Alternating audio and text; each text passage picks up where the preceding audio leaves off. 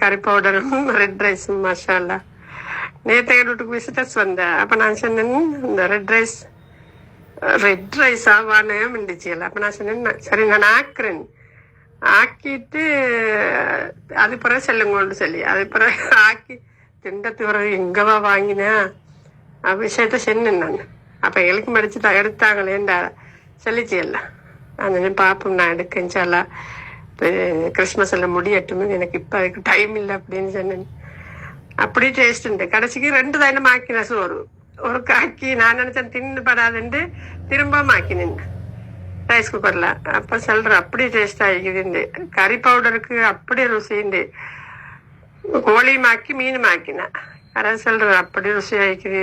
திரும்ப கறி பவுடர் அதில் கேட்டு திரும்ப ஒரு 3 பிரிச்சு தானே அனுப்பினேங்க. ஒரு பேக்கெட்டை கொடுத்து அனுப்பினேன்.